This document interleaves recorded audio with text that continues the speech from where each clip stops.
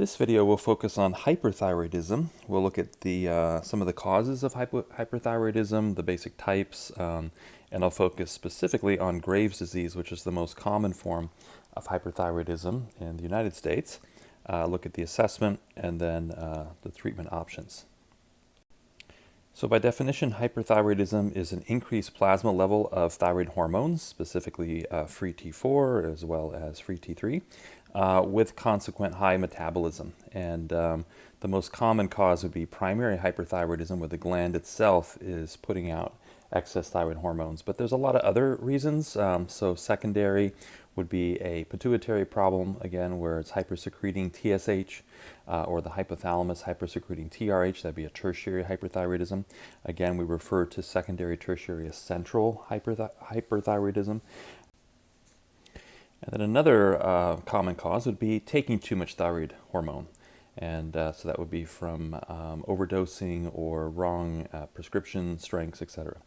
Primary hyperthyroidism would have elevated thyroid hormones, again, free T4 and T3, as well as decreased TSH. So the brain is responding to the elevated thyroid by downregulating TSH. So Graves' disease is the most common form of hyperthyroidism in the U.S. It accounts for about anywhere between 50 and 80% of all cases of hyperthyroidism. It is autoimmune and causes a diffuse, painless goiter. And the lab findings here would be a decreased TSH, increased free T4 and T3, as well as increased thyroid stimulating antibodies. And so these are basically TSH receptor antibodies, and they bind to the receptor and they stimulate it.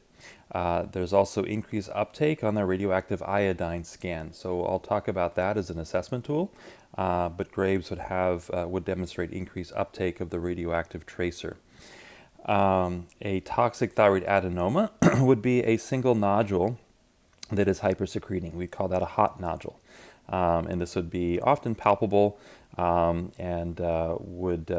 we find these are sometimes associated with low iodine intake.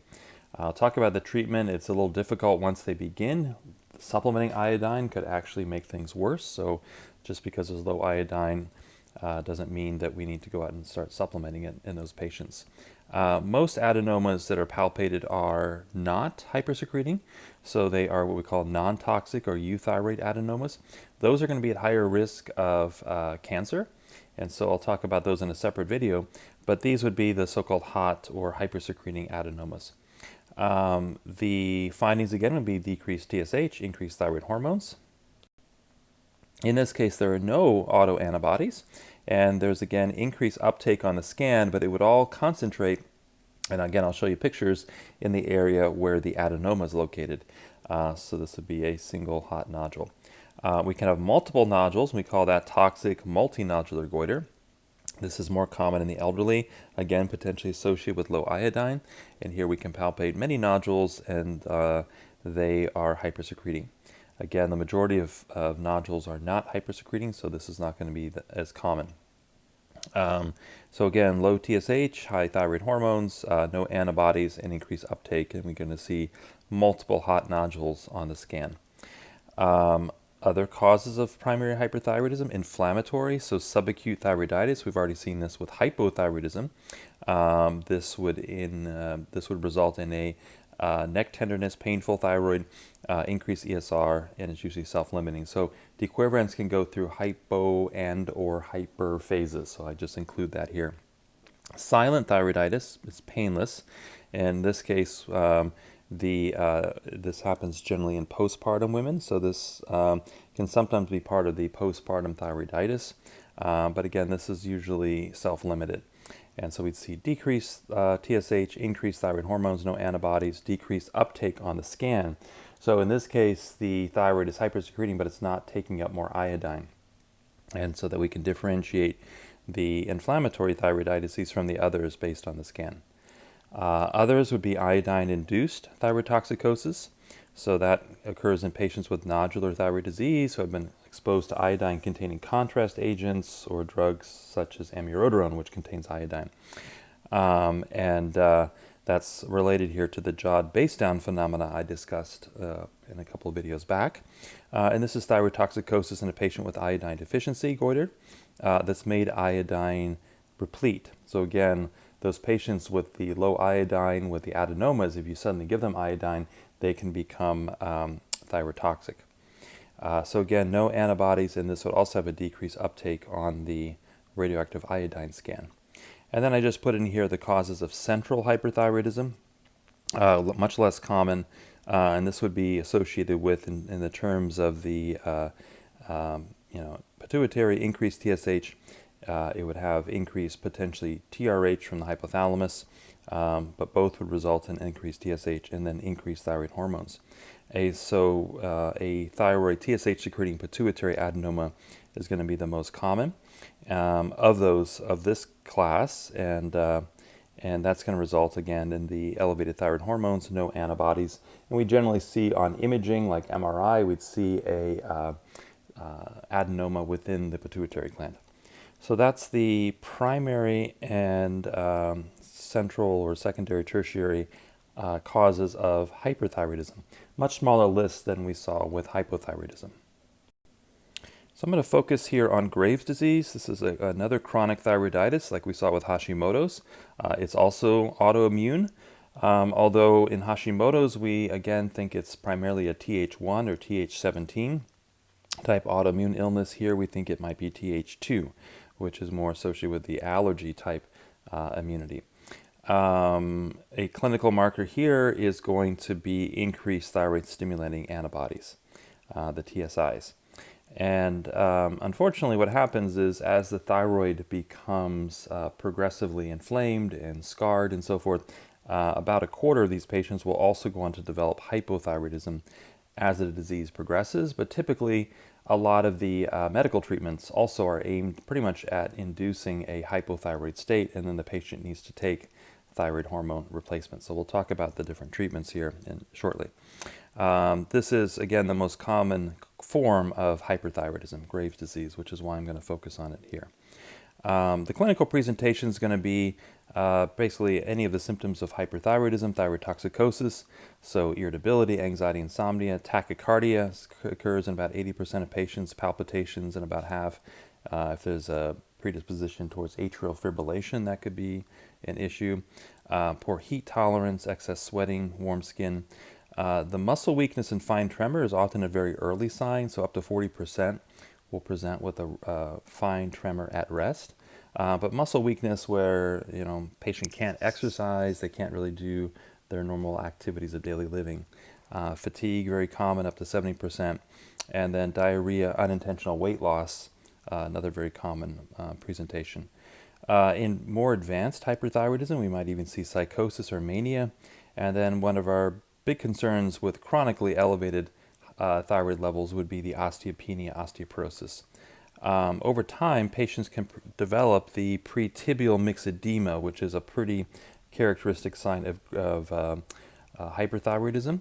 This occurs only in about 2 to 3% of patients, but it's non-pitting edema with brown, thick, scaly plaques over the tibia, and it's specific here to Graves' disease. So that's a typical example of pretibial myxedema. So that's one long-term consequence. The other would be goiter. Again, it's more diffuse and palpable.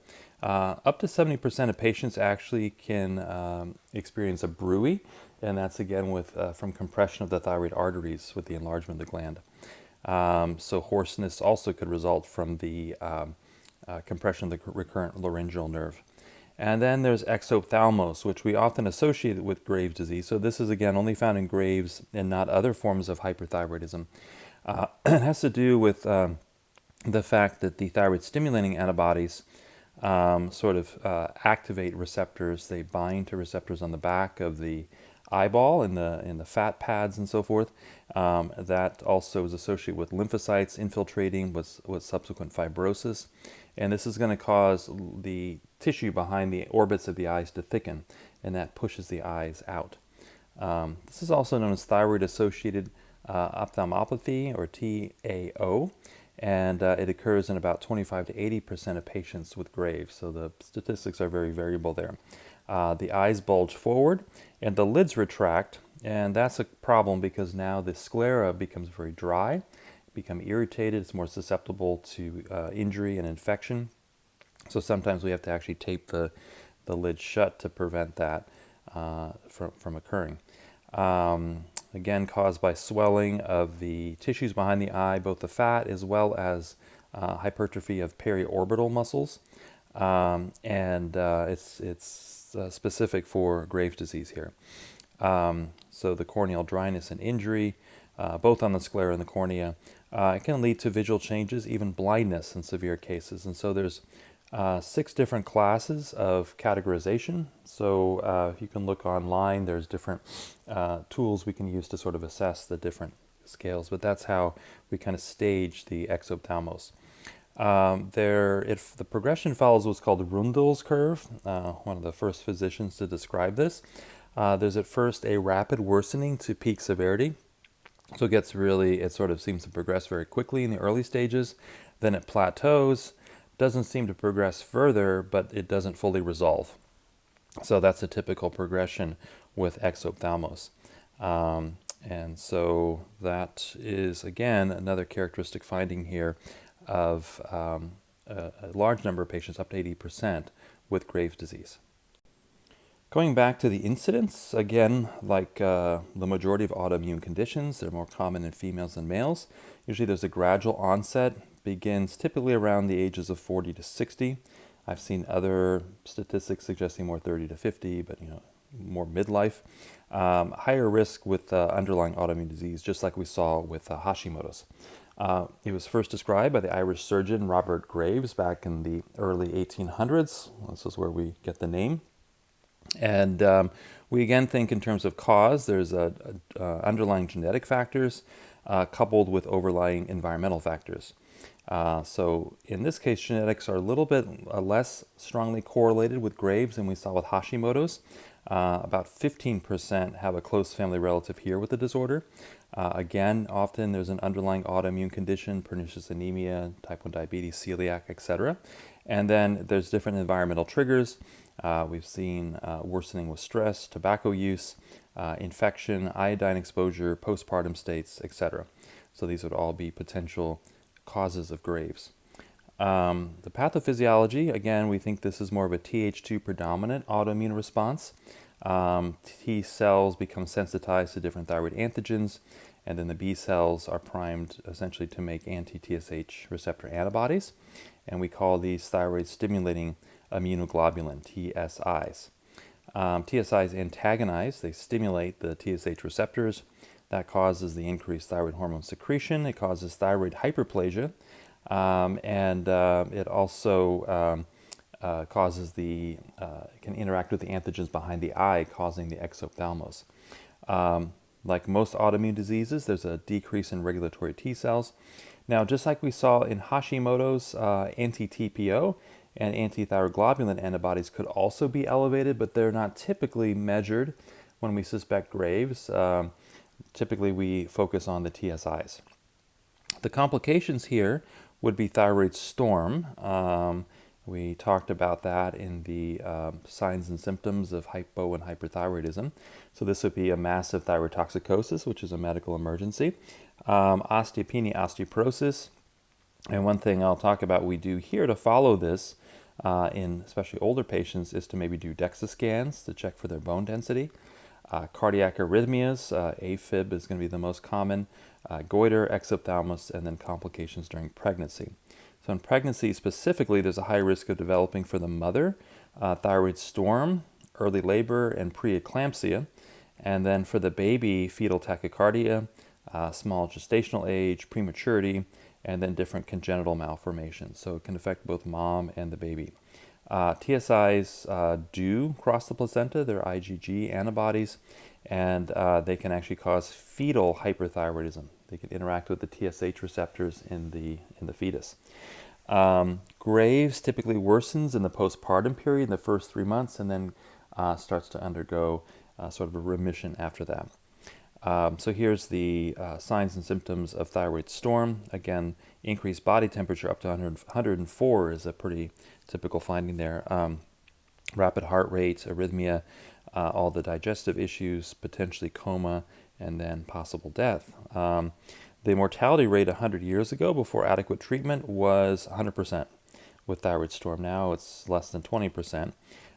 Generally what they do is intravenous antithyroid meds together with beta blockers and so forth.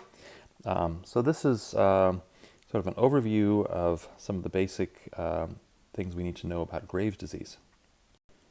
So our assessment for Graves is going to include, our standard history physical exam, any signs or symptoms of hyperthyroidism or thyrotoxicosis, looking out for things like the pretibial myxedema, the diffuse painless goiter, exophthalmos, so a complete HENT exam, neck thyroid exam, heart, lung, abdominal, neuroreflexes would be our typical physical exams.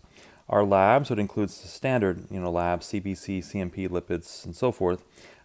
Pregnancy tests would also be an important test here because the radioactive iodine treatments cannot be used in women that are pregnant. So that would be kind of the standard workup there. Then we do our thyroid function tests, and we look at our TSH. So we should see a depressed TSH in primary hyperthyroidism, in this case with Graves, elevated T4. Here again, free T3 is an indicated test because the TSH might be so low, it's good to see what both the free T4 and free T3 are doing. So that is the basic thyroid function test. Then we're going to do our thyroid antibodies. Now, just like we saw with hypothyroidism, there is a subclinical hyperthyroidism, and that would be a depressed TSH below 0.3 and a normal T4, T3. So that's going to be subclinical hyperthyroidism.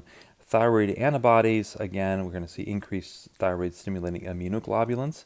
And then again, if we did, the whole panel, we might see elevated TPO, antithyroid globulin. Other tests, pretty important for most of your patients with hyperthyroidism to get a 12-lead EKG to rule out any potential arrhythmias. And then imaging would be if you feel nodules on any nodules on the thyroid. If there's a goiter with any compression symptoms, we would want to get an ultrasound. But our primary test is going to be the RAIU test I'll talk about here in just a moment. CT MRI might be useful for the exophthalmos to see the extent of that as well. If nodules are present and the patient is euthyroid, that's where we might get the ultrasound guided biopsy. I'll discuss that in the thyroid nodule video next year. And then if the patient is hyperthyroid, we'll get the RAIU test. So what is the RAIU test? This is again thyroid scintigraphy. It's for biochemically hyperthyroid patients, so not used for hypo or euthyroid patients. And it assesses the uptake of iodine into thyroid tissue. It plays no role in any euthyroid or hypothyroid states, so be sure not to order it in those cases. And it can't be done if a patient is pregnant. It uses iodine, either 131, but typically iodine 123 or technetium 99. So these would be the contrast agents that are given to the patient. Now there is a therapy that is related to this using iodine 131, and that is RAI therapy. So that's radioactive iodine therapy. Don't confuse that with the test. So the RAI therapy uses a high dose of iodine 131, and it's used generally for thyroid ablation. So the thyroid concentrates all of that iodine into it, it's radioactive, emits gamma rays, so that basically destroys the thyroid over time. So that's RAI therapy, and that's going to be a treatment option for Graves patients, but not for assessment. Now the RAIU produces a number, so this is the uptake, and the scan produces a picture. So we check the uptake at 4 hours usually, and we check the uptake at 24 hours. And this is done by placing the patient, once they have the contrast agent inside of them, they're placed in a special camera, a gamma camera that can actually take pictures of the thyroid at 4 hours and 24 hours. And normally we should see 10 to 15% uptake at 4 hours and 20 to 30% uptake at 24 hours. Here are some pictures up here of the scan. So if we look at Graves' disease, I'll start with that here first. we see in this particular patient there's a lot of uptake. The dark is increased uptake in the gland. There's actually even a little pyramidal lobe here, an extra lobe. So that is diffuse kind of uptake, and that's typical in Graves. Here's a cold nodule where basically you see there's no uptake in this area, so that's not taking up. And here's a hot nodule where there's an increased uptake of the iodine. Here is a very large nodule, and what it's actually doing is suppressing the rest of the thyroid gland, which is over here, and preventing it from secreting. Here are some hot nodules and cold nodules, so that's not atypical in the toxic multinodular goiter. And then here's thyroiditis. Notice the very low uptake, less than 5% on the scan. So again, this can help us differentiate the different types of hyperthyroidism. Now, with increased uptake and its even distribution, that's again going to be characteristic of Graves' disease. Uneven would be a toxic adenoma or the multinodular goiter. With a decreased uptake, that's going to be typical in thyroiditis, all the different chronic pain lists, the postpartum, subacute. From excess iodine intake, that creates a type of thyroiditis. We call that thyroiditis factitia, and that would be from excess iodine. That would also have a decreased uptake on RAIU. Any sort of iodine excess, so contrast dye, diet, amiodarone, etc. So those would be, that's the RAIU test. Again, the scan gives us a picture, and the RAIU uptake itself produces a number. So that's the basic assessment tools we have for working up a patient with hyperthyroidism. So once the patient has been assessed, again, I'm kind of approaching this from the primary care angle. If your training in Chinese medicine, whatnot, doesn't allow the primary care services, or you're not sort of licensed to do that, this would all be sent out for referral if you suspected a hyperthyroid patient. But if you work the patient up, it looks pretty clear from the RAIU uptake and everything else of this patient, you've confirmed it a person to have Graves' disease. The treatment then would basically be jumping to level 4 on the therapeutic order. So we're really going to address the pathogenesis. The thyroid, excess thyroid hormone needs to be reduced. And so there's 3 basic treatment options. That would be the radioactive iodine therapy I mentioned, anti-thyroid medications. Those are medications taken orally that would inhibit the thyroid, or thyroid surgery and actual removal of the thyroid or part of the thyroid. That's called thyroidectomy. So that's going to be level 4 therapies. With primary care providers, referral, really most cases, or unless you have a lot of experience with hyperthyroidism, all cases of hyperthyroidism should be referred to a specialist. This involves a lot more sort of assessment tools. There's a lot more nuances in the treatment than there are for hypothyroidism. And fortunately, it's less common, but the consequences can be a lot more severe. So referral to endocrinology is nearly always indicated, and then maybe additional specialists might need to become involved as well. So if there's exophthalmos, that might require the specialty services of eye care, and so prednisone, eye surgery, etc. might be indicated there. Atrial fibrillation, cardiologist perhaps. Same with anxiety and psychosis. We might need to involve psychiatric care there, and so forth. So those would be all the things to think about with referral. So let me just review level 4 therapies here again real quickly, and then we'll jump into the other levels here. So level 4 would be done generally under the supervision of an endocrinologist. Again, some primary care physicians do this if they have extra training, but that's not typical. So basically, we have our anti-thyroid medications. So methimazole, tapazole is probably the most commonly prescribed, and I'll give you the details here in just a moment. Propylthiouracil would be a second agent, but has potentially more side effects. Radioactive iodine, the actual RAI treatment, not the assessment, with iodine 131 would cause thyroid ablation. And then thyroid surgery, thyroidectomy, would be a third potential option. And then symptoms are managed with beta blockers. Remember, these block the effects of the sympathetic nervous system on the heart and the lungs and other tissues. And so propranolol, indirol, nadolol, atenolol, metoprolol would all be some agents that could be used there. Level 3, thyroid replacement is only going to be indicated perhaps after a patient has gone through the thyroid ablation procedures, they might need to be actually put on thyroid replacement therapy. Our level 1, level 2 therapies certainly are very helpful, can be very supportive, and I've worked with a number of Graves patients where we were able to use herbal therapies to sort of augment the actions of the medications. In terms of diet, we're generally going to focus on the anti-inflammatory diet. Here we might think about, our brassicas maybe in higher levels useful because they have the goitrogens, which can potentially inhibit the thyroid. Usually, though, not enough to cause any significant depression in thyroid hormone in Graves' disease. Exercise, we don't know what the benefits are. We have to be careful again because of the muscle weakness and so forth of recommending too vigorous of an exercise program.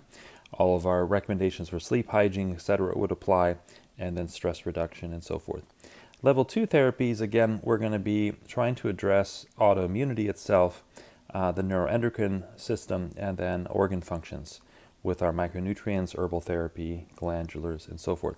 Remember, glandular therapy theoretically should have no hormones in it, so thyroid glandular would have no hormones in it, but they would have, unfortunately, high amounts of iodine, things like that. So you have to be very careful about any sort of glandular therapy in a Graves or hyperthyroid patient. I've discussed that already with Hashimoto, so I won't go through that further. So generally with Graves' disease, we're starting at level 4 and working our way backward. So in terms of level 4 medications, the antithyroid drug therapy, again, methimazole or tapazole is the drug of choice for that. The caveat here is that methimazole cannot be used in the first trimester of pregnancy. Now, the precursor drug to methimazole is carbimazole, which is actually used in the UK. It's not approved here in the US. But carbimazole, methimazole are sort of used interchangeably because carbimazole is metabolized to methimazole. Propylthiouracil is a second-line agent. It's better for a thyroid toxic crisis, thyroid storm, and it can be used in the first treatment of pregnancy, but there's a higher potential for liver toxicity, so it's not really the agent of choice. Now, these drugs can be tried first before any radioactive iodine or thyroid surgery is used.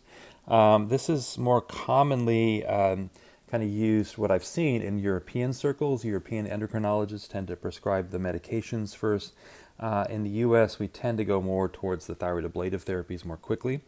And that's because, unfortunately, these often only result in a temporary reduction in thyroid hormone levels. And the thyroid production pops up again once you discontinue the medication. So they don't seem to be curative per se. Again, they're doing nothing to address the underlying autoimmune process, which is contributing to the hyperthyroidism in the first place. These are best managed by an endocrinologist, so again, a little outside the realm of primary care. So typically, what these will do is block the production of thyroid hormone by inhibiting thyroid peroxidase in the thyroid. PTU specifically also blocks conversion in the periphery of T4 to T3. There are some immunosuppressive effects, these are most commonly used in adolescents or in very mild disease, often because Graves itself will actually go into remission in many of those patients. So for more mild to moderate Graves, when we have some time maybe to use these therapies, I think these seem to be a better treatment of choice, because if the Graves goes into remission over time, then you still have your thyroid, and your thyroid can still secrete hormone at the end of all that. The drugs are often given for 1 to 2 years, then they're tapered and discontinued. Remissions. Once the drugs are tapered, it's not uncommon to have a remission in up to 50% of patients, but that also can go into remission, or remission in terms of hyperthyroidism, but that can go into a remission again after that. The dosage on methimazole, the initial dose for mild hyperthyroidism is 15 milligrams a day. For moderate hyperthyroidism is 30 to 40 milligrams a day. Severe can be up to 60 milligrams a day. And the level is tapered as the patient becomes more euthyroid after 4 to 12 weeks. So typical maintenance dose will be between 5 and 15 milligrams a day of methimazole. In pregnancy, methimazole can cause rare teratogenic effects in the first trimester, so that's why propylthiouracil is the preferred agent. in the first trimester, and it's given 100 milligrams every 8 hours for 4 to 8 weeks, then adjusted to 50 up to 200 milligrams 1 to 2 times a day. The adverse effects of these would be allergies, dermatitis, joint pain, rarely agranulocytosis, so the bone marrow is suppressed and does not put out the granulocytes, so neutrophils, eosinophils, basophils, and that can cause immunodeficiency, and a person's going to be more susceptible to different infections like viral infections of the throat. So they might get a very severe sore throat, fever, etc. That would be an indication to stop the antithyroid medication immediately. So if a patient is on these drugs and they develop those kind of symptoms, that would be one clue to discontinue them. Another is that methimazole can cause the bile system to back up, and we start developing cholestatic jaundice. So that is something I have supported in a couple, just giving herbal therapies, cholagogues, and so forth to improve bile flow, and it seems to have been effective there. Hepatocellular toxicity and vasculitis, again, is more common with propylthiouracil, and that can actually lead to liver failure. So that's the antithyroid drugs, medications. Supersaturated potassium iodide, SSKI, is usually not technically an antithyroid drug, but at high doses it inhibits the release of T4 or T3. And this is going to be used in the treatment of thyroid storm, or it's not uncommon to give this before a patient is to receive a thyroidectomy as preparation to get the thyroid levels down before the surgery. And that's typically given 2 to 3 drops a couple times a day, and that's up to 600 milligrams or so a day. So remember, the typical intake for iodine RDA is 150 to 200 micrograms for adults, non-pregnant adults. Notice how much higher this is, up to 600 milligrams per day. So this would be super, super high dose iodine in order to suppress the thyroid. Then we have radioactive iodine therapy, RAI, or iodine-131 therapy. And this, again, this is managed by an endocrinologist typically. This would be a treatment of choice for Graves patients, for Graves in adult patients who are not pregnant, again, with more moderate to severe disease in particular. 1 to 3 doses are typically given at 6 to 12 month intervals. Shouldn't be used in children or in breastfeeding mothers, or in pregnancy in general. And a single dose of iodine-131 is given based on the patient's thyroid weight, so that's how they calculate how much iodine-131 to give. Obviously, a complication of this would be hypothyroidism after, and that could occur up to a year after the thyroid, and that's going to need replacement therapy, and that might be lifelong. It could be transient. So I've seen patients actually be on thyroid for a number of years, and then they actually were able to discontinue. The long-term studies do not show that the iodine-131 causes any infertility, any birth defects, or any association with cancer, increased risk of cancer in later life.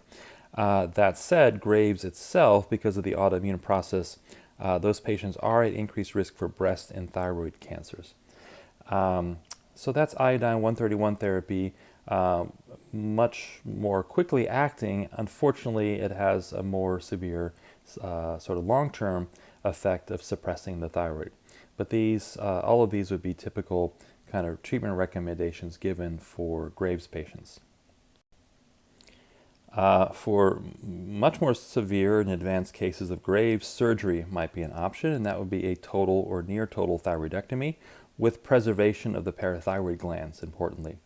And this would be for very large glands or multinodular goiters, suspicious or any malignant thyroid nodules, patients who have allergies to antithyroid drugs, and indicated for pregnant women with severe Graves allergic to any antithyroid medications. So patients prepared with antithyroid drugs until they're euthyroid, so it takes about 6 weeks to kind of get them there. And then SSKI can be given further before the surgery, 5 drops twice a day. And that actually helps to diminish the vascularity of the gland to prevent more bleeding during the surgery. Again, the parathyroid glands they try to preserve those, but hypoparathyroidism and damage to the recurrent laryngeal nerve can occur. Fortunately, it's in less than 1% of cases, so it's much better than it used to be, and especially in what are called high volume surgery centers where they're doing lots of these procedures and they have the right tools, the right microsurgical techniques and whatnot to prevent that. So that would be something if a patient is coming to you and saying, I've been recommended a thyroid surgery, to be sure that they do research on, what the center is they're going to receive the thyroidectomy. So antithyroid medications, RAI therapy, and then surgical treatments would be our three main options for hyperthyroidism. Again, it's hard to generalize and talk about who needs which without looking at a specific patient and the kind of state of their hyperthyroidism and so forth. Again, using level 1 and level 2 therapies, hopefully that might push them into a more mild category so that they can maybe just depend on the antithyroid medications and so forth.